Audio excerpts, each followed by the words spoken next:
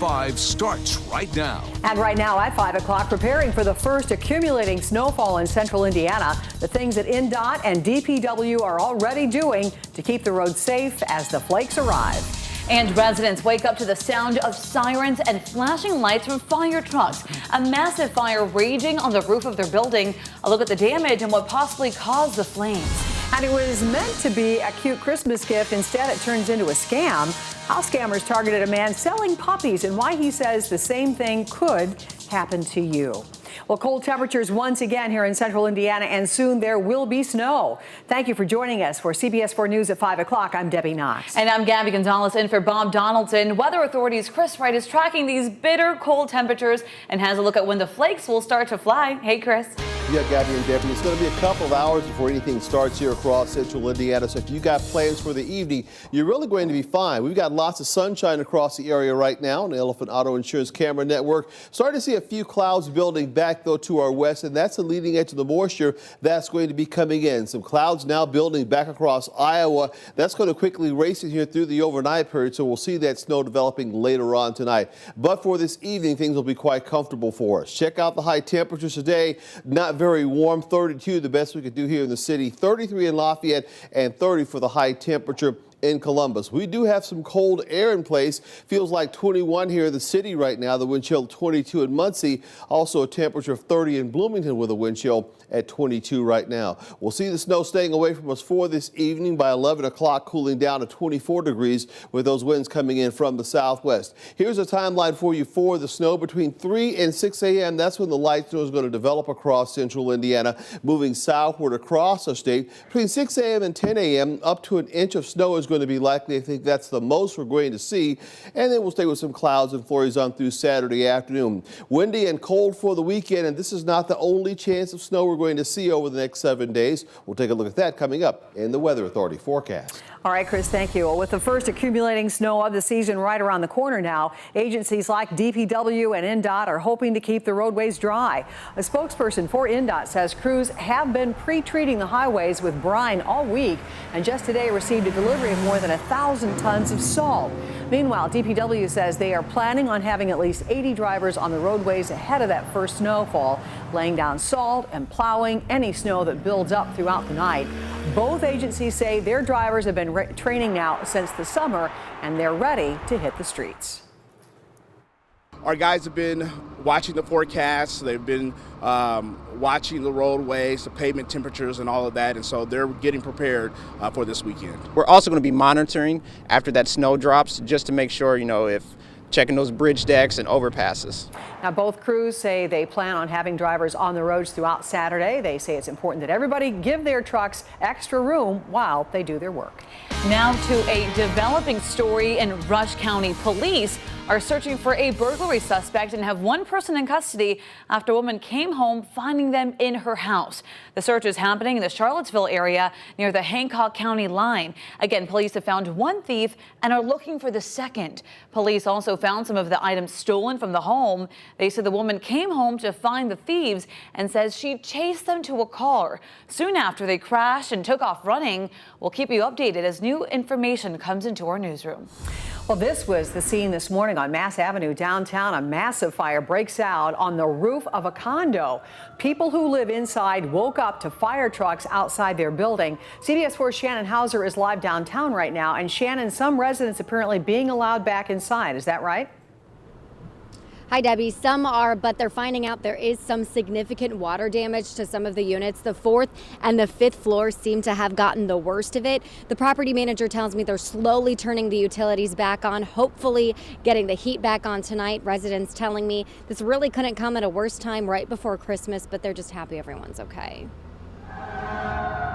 We had to come outside and the roof was completely in flames. It was huge. Dozens of people who live in this building on Mass Ave rushing outside this morning to find flames shooting from the roof. Almost immediately after leaving the firehouse, they saw this thick black smoke in the air. It could be seen for miles. Multiple calls to 911 reporting this building fire. The fire starting on the roof after residents reported hearing a popping noise or small explosion.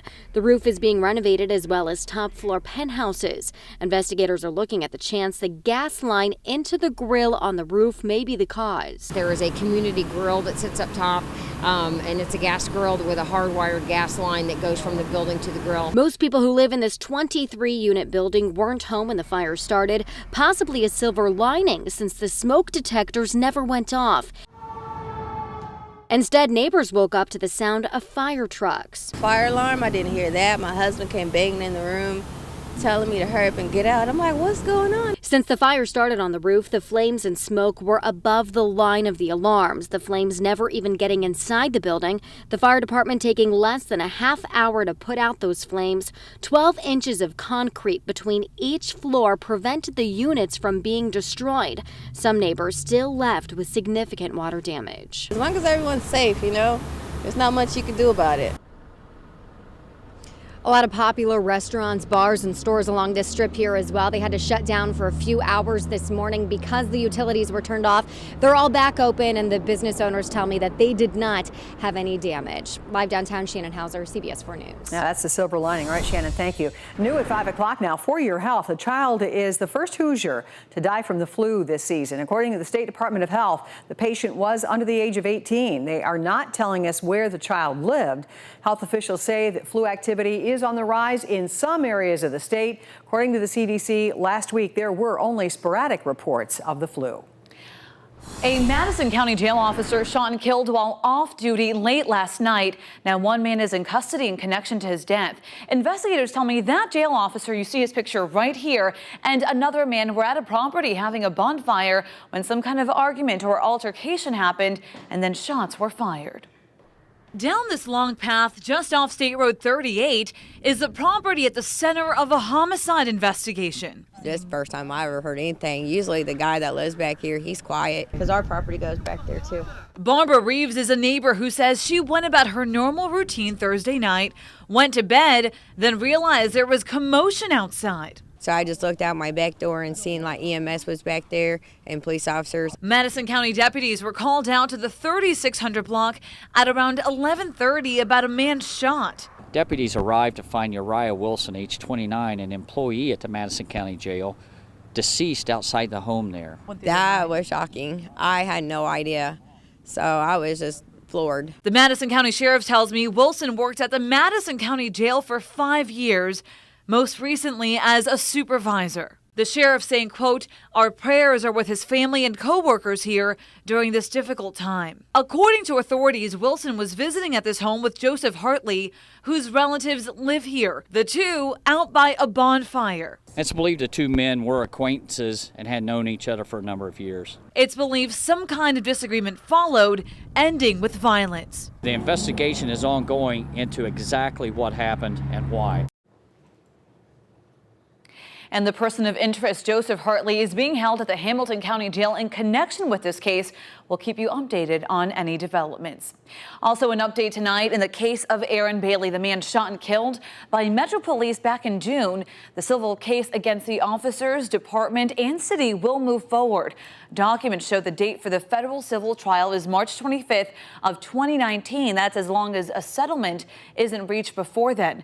Bailey's family is asking for punitive damages. The officers involved are not facing criminal charges, but Chief Brian Broach recommended they be fired from the force. Right now, they are suspended without pay. Well, a quick trip inside a home to grab something that she forgot turns into a mother's nightmare. Police are trying to track down the thieves who made off with her car with her 6-year-old inside. This happened just before 6:30 this morning on East Southern Avenue. Stolen car was found less than 2 miles away without the child. Instead, police say a woman who they don't believe was the original car thief dropped the child off at a McDonald's on Keystone. It just breaks my heart people do stuff like this. I mean, just imagine what that little girl was going through, what she was thinking and how scared she was. And as a parent, worrying about her and so cold outside, it's just terrible. IMPD says to never leave your car running with the keys inside this winter because something like this can happen in a matter of seconds. Tonight at 6 o'clock, we'll have more on this case, and we talked to the little girl's family about what happened. A man walks into the Nora Target and points a gun at the cashier. Investigators are trying to track down the robber tonight. Metro Police say the man walked into the Target on 86th Street Wednesday night just after 10:30. The man got away with money from the cash register. Investigators say the man is 20 to 30 years old and is 6 feet tall. If you know who he is, take a close look at this picture. Call Crime Stoppers. That number is 262-TIPS. Purdue University facing a federal lawsuit. A student claims the school didn't help her after she reported a sexual assault. The woman says she reported being raped in December of 2015. She says she was never told to call police, but the Office of Institutional Equity did launch an investigation. During the investigation, the lawsuit says the student was treated as if she was to blame for the assault and says she was even asked what she was wearing the night it happened. The lawsuit asked for Purdue to admit it violated the student's rights and asked for the university to prevent similar situations in the future. In a statement, Purdue says it, quote, takes all allegations of sexual misconduct seriously and is confident in both the content and application of its Title IX policy, procedures, and practices. Well, it is Blue Friday here on CBS 4. A frosty reception awaits the Colts in Buffalo on Sunday. They have been practicing outside, in fact, this week to prepare for the cold. And that's good because this is what the Buffalo Bills PR department posted earlier on Twitter. Yes, they were asking for people to actually come on board and shovel the field today. Well, now for the game information, our team from Indy Sports Central has you covered on Sunday with the Colts Blue Zone. That's at 11:30 a.m. Kickoff from Buffalo is at 1. And right now we're learning new information about a deadly high school shooting in New Mexico. And uncontrollable wildfires raging on in California. Look at desperate efforts to contain them as there are now 6 major fires that are burning. And don't expect any upfront information on airline baggage fees anymore. Why the proposal to inform you of what you'd have to pay before you buy your airline ticket is being dropped. And a juice you could find in your refrigerator is gaining popularity among athletes to prevent cramping. Find out what it is and why it works.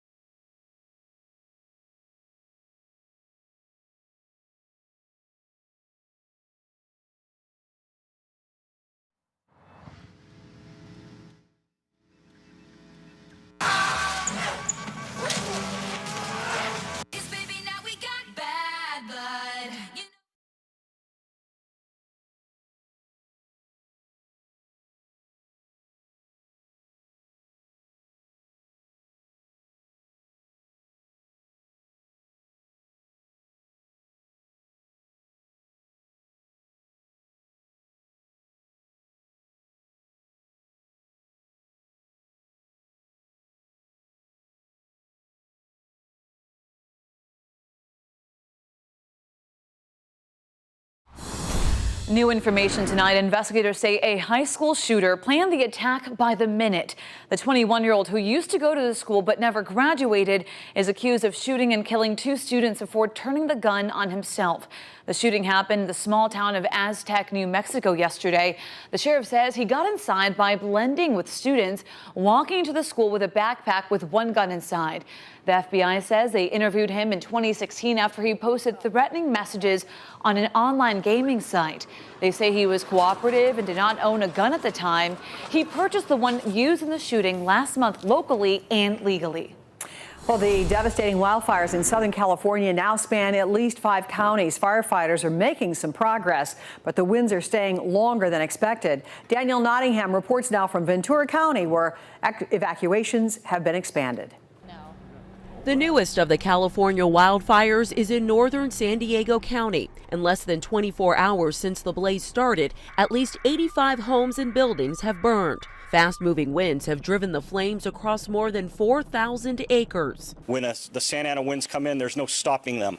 Hundreds of horses at a thoroughbred training stable were freed when flames swept through the property. About 25 were killed in the chaos. It was just horrible. It was an inferno. Susan Dubé's 2 horses were safely rescued. So he's a little dehydrated, he's got a tummy ache. The largest of the California wildfires is still here in Ventura County, where some 400 structures have been destroyed, including homes in neighborhoods like this. Well, our neighbors burned and some around us, but we are okay. The massive Thomas fire has scorched at least 130,000 acres and is threatening thousands of homes. In Los Angeles County, crews have gained ground against a fire there. It's nearly half contained, but nerves are wearing thin for residents anxious to see if their homes are still standing. We have tried unsuccessfully to come up here for the last 3 days, and we have been told nothing. There's more uncertainty ahead. Forecasters say the strong Santa Ana gusts are expected to stay through the weekend. Danielle Nottingham at CBS News, Ventura, California. And several 100,000 residents are still under mandatory evacuation orders. Tens of thousands of people are without power now, and the people are being warned to stay indoors because of the poor air quality.